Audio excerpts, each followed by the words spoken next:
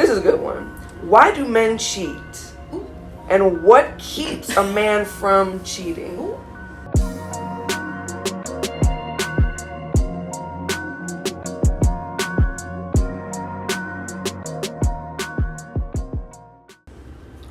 That question. Yeah, I did too. That was when I was dreading. That's the one that I was pondering on. Oh God, how do I answer this right? That is funny. Where's yours, Mike? All right. Men cheat for numerous reasons. They feel maybe they're not getting enough from the person they're with. Enough sex. Intimacy, sex, whatever. Maybe they're just dogs and they like to do whatever, they like that, I mean, there's no reason. I mean, there's just, I think That's scary. I'm a big, one of the big things to me for people is to take accountability. Mm-hmm. And in my opinion, I don't feel like guys ever change. The guy that you got with is the guy that's the same guy 5 years from now. Yeah. Okay. You know what I'm saying? So if a guy cheats, that guy was going to probably cheat on you when you first met him, but you chose not to notice that. You know what I'm saying? But how would you, if you feel like there's no reason, I'm sorry to interrupt, if you feel like there's not really any rhyme or reason to why a guy would cheat, how would a woman know that he's going to cheat? You wouldn't know. Because it almost made it seem like you were saying like maybe there's a sign that the woman missed. I mean I can't say what that sign is, but I mean like what you have to understand is like a lot of women, when you're attracted to a guy, then you're attracted to that guy for a reason, and there's probably some other women that are attracted to that guy as well for the same reason. Mm-hmm. And that guy probably was selling you a dream, saying, hey, I want to marry you, this and that and this and that. That's a red flag. If a guy, like when guys say stuff like that, and I see guys say that after a week of dating, you're going to be my wife. That's definitely a red flag. That's a red flag right there, because that's game. And I'm getting ready to turn in my man card and stop. No, please. I already knew that. That's not news to me. But I'm telling the ladies that because I'm old school and I've been there, done that and all that. So if a guy tells you that, then that's a red flag, ladies. Absolutely. If a guy tells you that, because majority of guys really ain't trying to get married like that, that quick anyway. So there are certain red flags that will let you know that in the beginning, where further down the line, if he's cheating, you can't say, well, man, he did have some red flags, so okay, So you were big on the whole there's no reason. There's literally no reason. I promise there's not.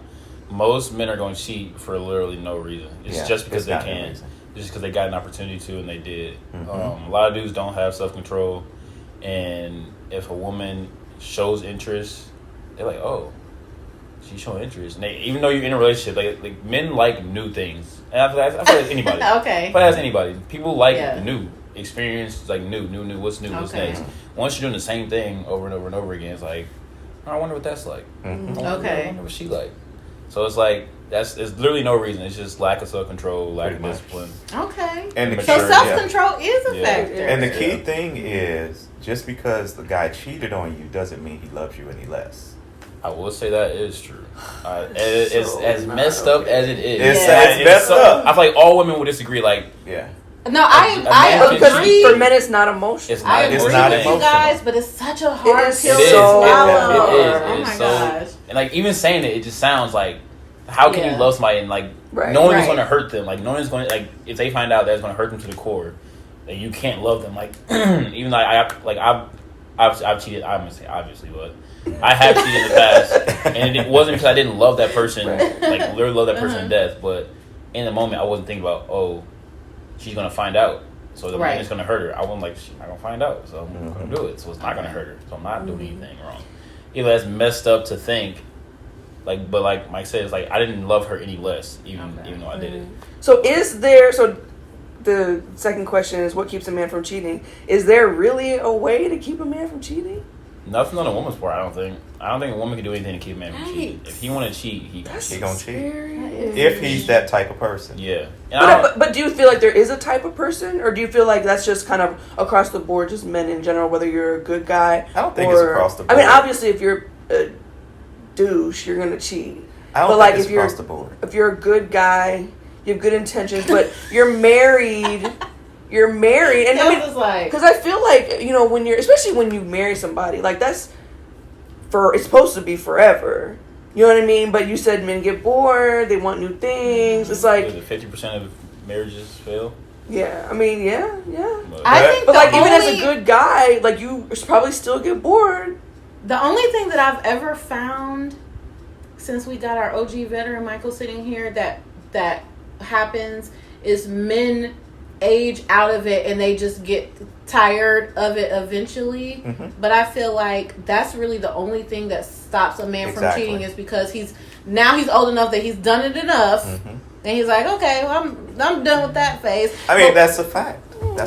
One thing that neither of you guys mentioned, which I always thought, so I'm like, oh my gosh, I was wrong.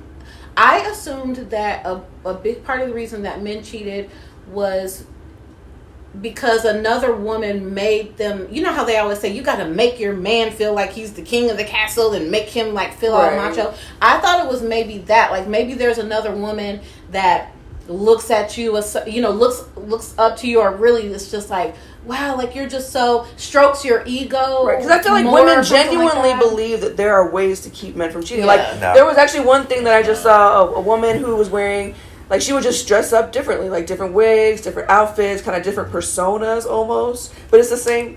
It's the same vagina. I say it's the same. You know, no matter how you dress it up, it's gonna be the same. I mean, that is actually very scary. I'm not gonna lie. I mean, it's but I appreciate the honesty. Yeah, really. It's just the way it is. I mean, when guys, when I was younger, and you know, then even though I was approaching a lot of women and getting turned down, there were some women that, you know, that I didn't cheat in my marriages though. I will say that. Until they cheated. But anyway. Wow.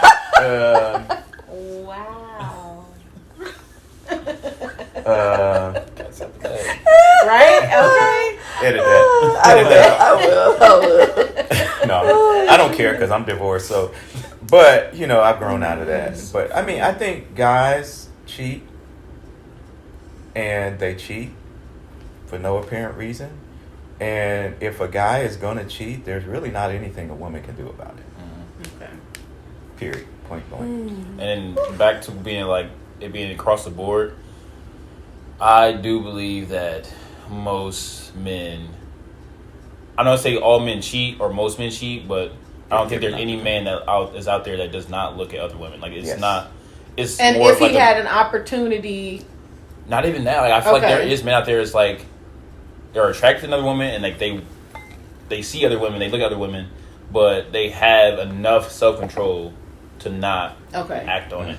But I think it's they're embedded thinking about it at least. Yeah, I think all men are dogs at heart, and I feel like we all are gonna look. But I think there's a difference between looking and just acting on it. There you go. I feel like you can't. I mean, looking at another woman is like, okay, yeah, I'm not gonna do anything. I'm not gonna act on it. Obviously, women are gonna be attracted to other men. You can't help it. And men are gonna be attracted to other women. You can't. Are women gonna be attracted to other women? Because you're gonna be looking and be like, "Ooh, she mighty fine." I'm gonna be like, "Yeah, she is." Right? Yeah. So I feel like that's something you can't help. Yeah, being attracted to other people. Yeah. So. Yeah. That was heavy. That was heavy. Sorry. Shauna needs to Sorry, you just broke my heart. Shauna needs to take a heartburn. All the hope I had, which wasn't very much, is just gone. Oh man! And I remember we've had conversations, and I've always thought that cheating would be a deal breaker for me in a relationship. And I'm not saying now that it wouldn't, but my thought process around that whole situation is starting to change a little bit the more guys I talk to and the more I am trying to understand how men think. I'm asking myself, is that something, if I ever was cheated on in a relationship, and to my knowledge I haven't been that I know of, but if I were, is that something that would still be a deal breaker for me, or would that be something I'd be able to overcome? I hate that. Now you knowing, have to think like that. Though. I know. I hate that. I mean, I do My too. mom Trust me. It should 100% be a deal breaker. It should be. If a dude cheats on you, okay, leave, so 'cause y'all he's gonna feel do it like again. it should. Okay, but if all guys cheat, it's I know, I feel like that's actually sadly how a lot of women think and why a lot of women stay, because they're like, well, if all men cheat, then I'm just gonna have to go through this shit again. That's the dichotomy of it. Like, you know that's why our mothers and grandparents, they were going through that. Yeah. They stayed. Yeah. It was, and you get on them saying, "Why'd you put up with that?" So how many times can you oh God. But we've had that conversation, and the only reason why I disagree with that is because generationally, if we're talking about your parents and grandparents, or even our parents or grandparents, I think the reason that women stayed didn't have anything to do with all men are going to cheat. I think it had maybe a little bit, but I think it mostly had to do with how society, especially in past generations, was set up for women. It was a lot harder to navigate through life without being married or without a man, different things that women had access to at those times. So I think the reasons why our mothers and grandmothers stayed was because their society is how it is now. Now, as a woman, you can be wholly self-sufficient without a husband. Yeah. And I think that's what, the whole independent woman thing, people take that and just go so crazy with it. But I think all that really means is we're now in a point in society where you literally don't need a man to do anything. That doesn't mean that we don't want men. That doesn't mean that we feel like we don't need men around. But it's like, you can get your own house, you can get your own credit card, you can get a job, you can do everything. You can raise a kid. There's nothing that we need men for now, other than the fact that we want men. But it didn't used to be that way.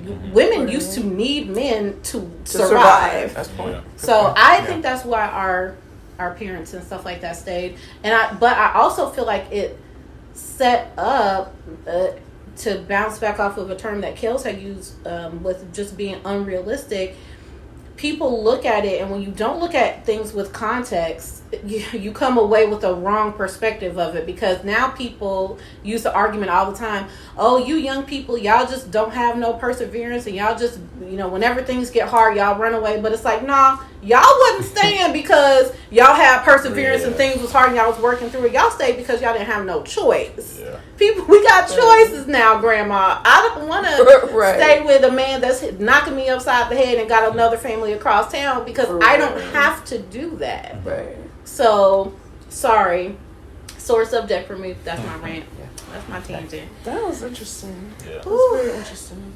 I appreciate the honesty. Yes. That might suck for me around social media. People probably gonna crucify me, but it's alright. No, they won't. No, I don't think so. I think women, a few of the comments too on YouTube, the women just were like, please tell the guys, to be honest. We really want to know for sure y'all's unfiltered and truthful opinions, even if it's hurtful. I've never heard a guy actually be that brutally honest. Yeah.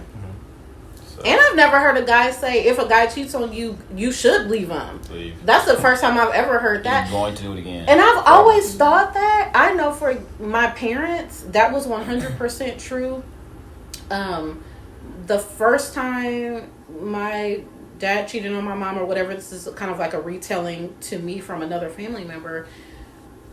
Because of the reaction that my mom had, it was almost like my dad felt empowered to just continue. Yeah. And then he's just always continued over our whole life, because I think my mom, and a lot of women internalize it or expect all men are going to do that. So she didn't have the reaction of, oh, I'm going to leave you.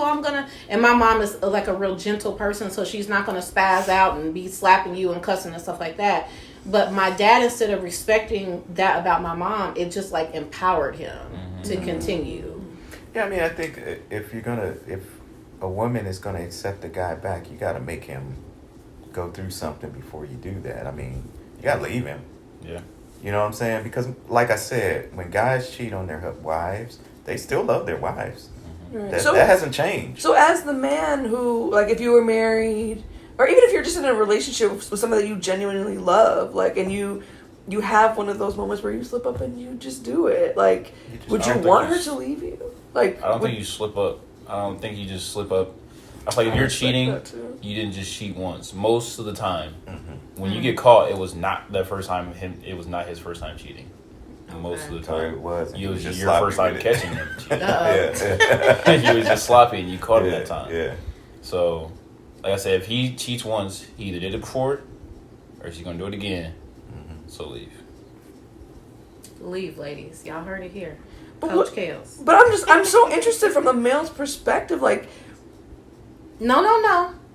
We may have to do another video, but we still have a ton of questions. This would be like a whole. This would be a whole thing. This would be great for like a live, but I don't know if we'll be able to get to that. That's so interesting. But let's try to get to some. Yeah, there's a lot of questions. This was actually it's a very simple question, but it's a great question. This is a question from Dawn Bell. Hi, Dawn. She said, what is the one trait, or you can give more than one, what is the one trait that men want the most in their prospective mate?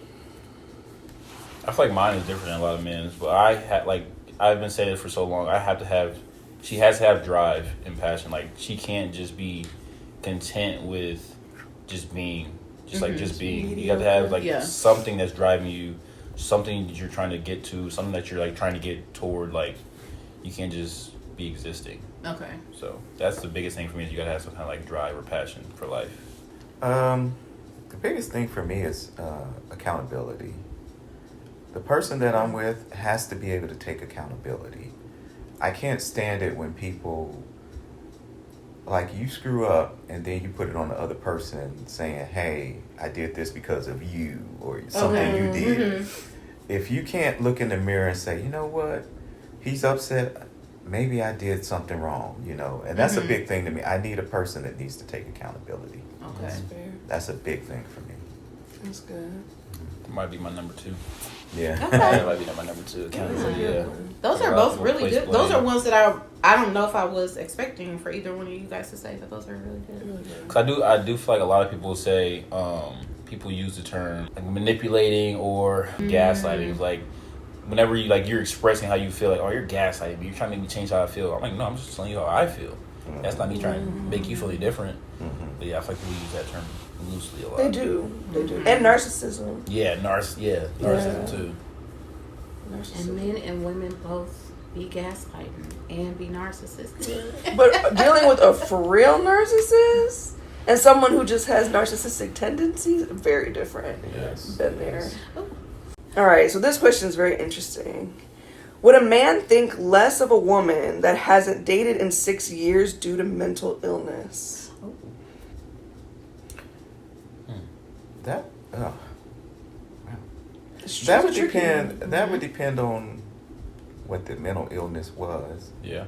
Because you could look at, okay, well, she's taken a break from dating for 6 years, working on herself. So maybe those 6 years she's taking care of what she had to take care of, and she's ready to date. But I guess it would depend on what the mental illness was. Yeah, because depression is a mental illness. Like, that's something you can, overcome, like get better at and over time. So, but if you talk about like schizophrenic or something like that, that's a big thing. Yeah. That's a big thing. That's huge. So it's like, yeah. Do you think that you could date somebody who was schizophrenic? Like, if they're on top of their medication and... I could. I don't think so. I could. That's fair.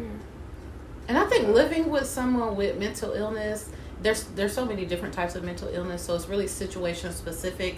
But that is a tough road to walk down for anyone. I think it's almost the same as living with someone who's been through addiction, because it never, even when you're in a good place, it's like you never fully overcome it. It's like a lifelong battle. So that's, to ask someone to sign up for that, it takes a special kind of person that can do that. I think even when people think they can do that, if you've not been with someone who's going through that, you don't really realize what that life is like, and you may think you can do it and find that you can't. Right. So that's not even something to play with. So whoever asks that question, if I don't know if that's your personal story, but to safeguard other people and to safeguard yourself, I would be really, really cautious and careful what situations you allow yourself to get in when it comes to dating, because that is very impactful on another person's life. So I think you should be sensitive to who you ask to walk down that road with you. They need to really be fully aware of what's going on. So this is a good question, maybe a very layered question from Pat M on YouTube. She said, question for the men. Why do some men find it so hard to be open? And what are some reasons that men are afraid of therapy? I read this question. I think I was thinking about it in the shower. I was deep thinking about this question. Can you repeat it one more time so I can get the Why do answer? some? So it was really two questions. Why do some men find it so hard to be open? And then why are some men so afraid of therapy? So my thing is, I feel like a lot of people think emotions, feelings, being open is a weakness. And I feel like that thought of it being a weakness is what drives men away from it. Because when you think of a man, one of the first things you think is strong, and people associate, like I said, feelings and emotion with weakness. So you can't. It's hard to combine the two. Like, I'm going to be emotional. I'm going to go to therapy and talk about my feelings, and then not associated with weakness when that's been embedded in our minds for forever. So I feel like that's something we just got to get away from, is associating weakness with, mental health and emotion and being open and therapy. So I just think just not associating those two so much is huge. Yeah, for me, that was, I thought about that as well. And it's difficult for men to express emotions and, say what's on their minds, especially when it's an emotional thing.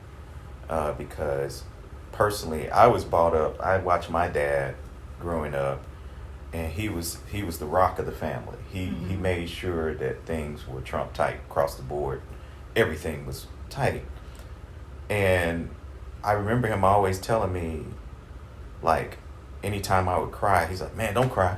He's like, don't be crying. What's wrong with you, man? You don't cry. Boys don't cry. Right. And man, you don't do that. You can't do that. And I can honestly say I have an admission. This is first time. Everybody, I'm telling you this. I have never cried in front of a woman. Really? Never ever. The only time I cried I take that back. I cried in front of one woman. And when my mom died and I went to the casket, I cried. And my ex-wife saw that. Well, every woman in the church probably saw that. I cried. I dropped a few tears, and that was it. But I have never cried around a woman. I have cried, but it wasn't around a woman because my dad instilled in us that women don't want to see weakness in a man. Because if a woman sees weakness in a man, she'll start disrespecting you. And that's what I was brought up on. Sad. So, I mean, that's probably one of the reasons why that a lot of guys don't do that. Now, I've had therapy. I recommend therapy for guys. I have a thing against therapy.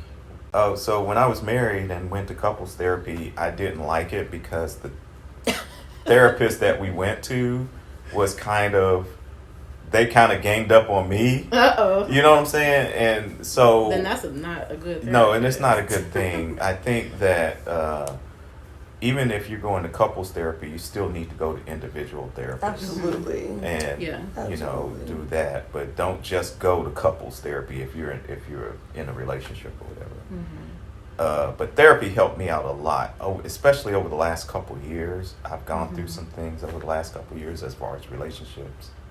And, I learned a lot about myself. And, I mean, at 56 at that time, it's an epiphany when you're like, wow, I didn't know this about myself. And so it made me a better person, and it helped me take accountability for the stuff that I did, even though there were some things on the other end. But I take accountability for what I did. And now I can move forward easier because of therapy. So I feel like a lot of men are not emotionally intelligent I feel like a lot of it goes back to just communication. A lot of dudes don't know how to communicate their feelings correctly, to where it's even being understood. Like a lot of dudes like think that they're telling somebody how they feel, when they're really not. Like they're just like either lashing out or like, I don't know. So yeah, just being emotionally intelligent and knowing how to. I think therapy can help with that. I've never been to therapy, but I've heard good things about it. I need to go, honestly. Yeah, just emotional intelligence and learning how to communicate your feelings properly. I would say, in my last relationship with my son's dad, the biggest struggle for me was that he wasn't able to articulate his feelings, and it was almost to the point where I wasn't even sure what I should be doing different or how I could change or how I could be better, because he really never told me how he was feeling or how certain situations like made him feel. And I would be like please, because I really loved him very deeply, and I'd be like, I know I have shit. So I know that there's some times that I'm probably messing up, but if you don't tell me, I won't know. Or if you don't tell me like, oh, you're doing a certain thing, I don't like when you do that. But it was just really, really hard for him to communicate. And it was like we couldn't. That's one of the reasons why I feel like we're not together, because it's hard to get on the same page with someone in a relationship when the communication is broken. Like he's a great person, well-intentioned, all that yada yada yada, but there's a lot more that goes into it to make something successful. And being able to communicate, I think, your emotions and things on a deeper level is really key, because it's like that would prevent the intimacy from really like locking into place if both people are not able to do that. I think. Michael, I was going to say, sorry guys, I know y'all don't want us to talk, but I just want to say this too. It's funny what you said about like men not crying, because I think we've all kind of heard like that, like men don't cry, you know, whatever. And even now that it's supposed to be like, okay, men should be able to feel, and it's definitely like more accepted. My brain 100% knows that men have emotions, and I want it more, not all the way. But what I was going to say kind of ties into what you just said. I know that men have emotion just like women, and they should be able to express their emotions and stuff like that. But any situation I've been in where a man was being emotional, my body had a negative reaction to it. Really? Yes. Like even if I didn't express it out loud, like I feel like exceptions for like if someone passes away, I mean obviously like I feel like that's okay, but in a situation where it was a hard conversation or a breakup or anything like that, and a man's like crying or anything like that, it's like I could feel myself like, oh, hold on now. I think that's cringe for a lot of women. Don't be doing that. God cry, you know. I find the opposite. Like I think because to me, if you're able to like allow yourself to be emotional in front of me, one, it shows that you trust me. Two, it's like it shows that you're a little more self-aware. And not always, but like I think it just that to me is a turn on. Now, if you cry about some dumb shit, then that's different. That's what I was gonna say. It's like wait a minute, because it's like you open like where like that. Like if we're having a tough conversation, or you're like telling me about your past, or even like I had a guy, like I bought him like some like 2 pairs of like really nice shoes, and he was emotional because he was like, nobody's ever done that for me before. So what's dumb shit though? Like that to me, I was actually very. I mean, if we're like, if you cry all the time, like women cry all the doggone time for just like no reason, and I don't like that either. I think that's why men don't like to like open up, because people associate emotions and feelings. But women are too much. Like I feel like I know where you're going. Yeah. I don't mean it like that. I just mean like if you are like crying over just petty things that aren't like. But I feel like that about anybody. But what if it's not a petty thing to him? Like what if it's I mean, it might be eating to him, right? You know, it might be eating me up inside, but it's petty to you. But it's like this really like. Give me an example. I don't know, like. It could be like anything. But if you come to me and you want to have a conversation. And like you want to talk about something, or you're talking about your day at work and how your boss makes you feel like this and that, whatever, and you cry, that's totally different. That's okay or not okay? That's okay. Okay. if you're talking about your feelings, but if you like cry because you like stub your toe, or you like cry because like no. I'm like, I'm just saying like how something will make like if a situation happened and it made you feel a certain way and you cry, but you feel like, oh, that's stupid. I feel like that's why a lot of men don't, because like we feel like if we cry about something and you feel like it's stupid or petty or dumb, then we feel like we gonna like bottle it up. Makes sense. It's gonna like it's sexual. Like to me, anytime you're expressing your emotions, I think because I'm a very emotional person, so I understand that like even if I'm expressing something and I have an emotional reaction and that's crying behind it, like it's like whether you understand it or not is very real to me. Right. Mm-hmm. So like I would want my significant other to do that. I would want him to do that. I got a funny off. story. You know that movie? I cry at this movie every single time.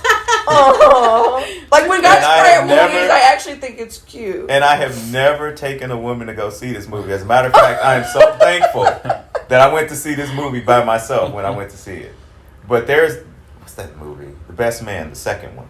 Oh my gosh, yes. And I went to see that movie. Yeah. And, Best Man Holiday. By myself, that one. And when she died and they buried her and he was like, oh, yeah. And I was like, and I will never have a woman with me when I watch that movie. I like when guys get emotional at stuff that's emotional. Like normal human. But can you imagine a woman being with me while I'm watching that movie and I start breaking down? Oh, not breaking down, but just kind of tears falling. I think it's cute. I understand what you're saying, and I totally understand what you're saying. It's almost like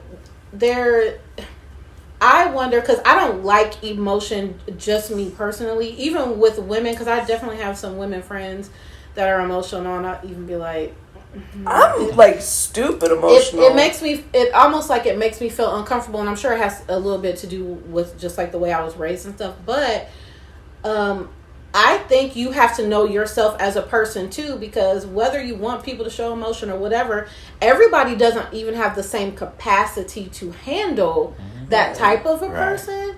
And I feel a lot in that category, and obviously it's like I want to work on myself, but I'm only going to be able to take myself so far, because I almost feel like that's just the person that I am.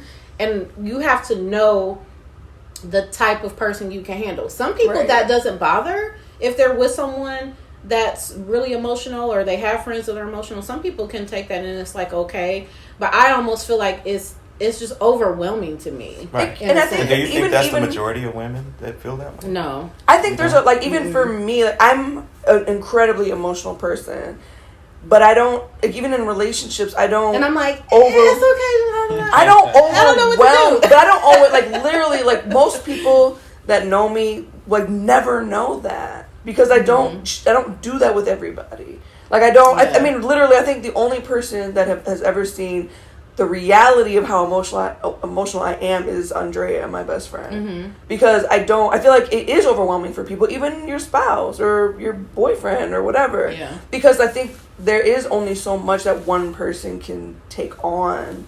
And I think that even as a woman, it's like you have to pick and choose. Just like you have to pick and choose your battles, you kind of have to pick and choose your, like, you have to pick and choose when you want to share. Because I think that if a woman comes to you every single time she has to cry about something, that shit is annoying. You know what I mean? Like, let's be real. And I feel like the only reason, luckily, that the time period that you and I have been friends, you've gone through a ton of life changes, which is the only reason I've seen you be as emotional as I've seen you. And you haven't seen me that emotional. No, but I don't really cry in front of people that much. Yeah, but I've seen you through like these major last few things, which is like the times that you've getting. So thank you, Dawn, for that question. I felt like that was some really good. That was really, really good. Yeah. So this question is, what would you do? What do you suggest that she does? Her situation is, basically, I was seeing my son's dad for almost 3 years. He asked multiple times to have a baby. I always say, I don't know. And I made it clear I didn't want to do it alone. I have a 10-year-old daughter from my previous marriage. Okay. Well, I got pregnant and he told me I had to have an abortion because the timing wasn't good. I thought about it, but I decided not to. I don't think my mental health would have survived it. He basically abandoned me while I was pregnant. I never saw him. I drove myself to the hospital after my water broke, but he messages me and sends me Snapchats every day. Doesn't ask about his son though. He is court ordered to pay child support, and he has to add baby to his insurance. And he lied about being, legally married. None of it makes sense. I know the answer now that you said all that. He's a hobosexual.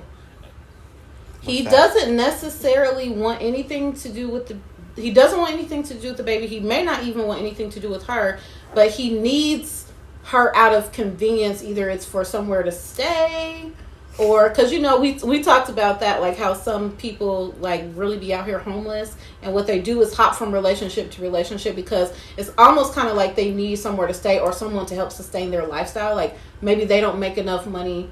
Well, to carry their own way. Though. He has a house. So let me just say. Well, she said that he'll come over to her house and play video games with her daughter, and doesn't even ask to pick up the son.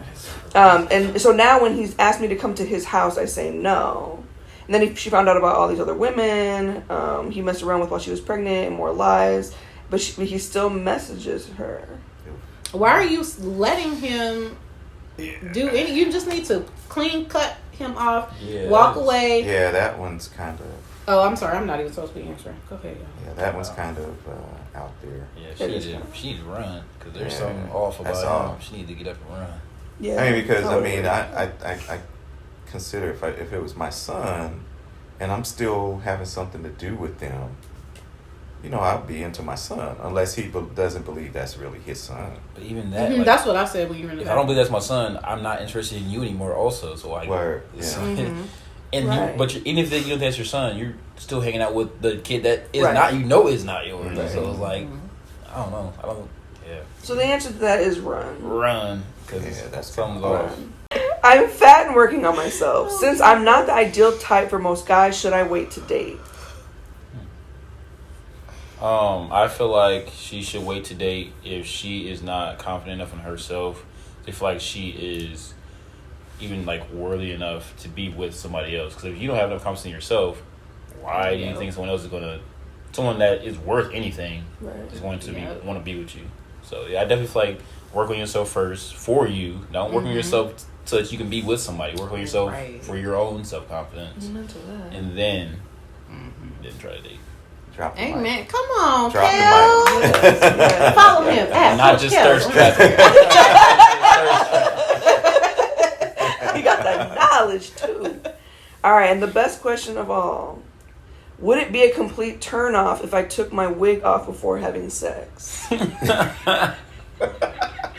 What's under the braids? Does she have the Cleo braids or like what's under the braids? It depends on how. I always felt like women. I never had a problem with women wearing wigs, as long as what's up under there is like on point. I mean, you gotta be prepared. Like a wig cap? You gotta be prepared. Don't just take it off. Like, give me a warning. It's like, okay, I'm about to. Yeah. Would you rather her just like lay those edges a little firmer? Just let me know and take it off later. I mean, most guys can tell a woman is wearing a wig. For sure. Yeah. That's why I say, just make sure your stuff is on point up under there. Even if you're wearing a cap, make sure your stuff under the cap is on point. Yeah. I'm serious, because that'll throw a brother off. I ain't lying.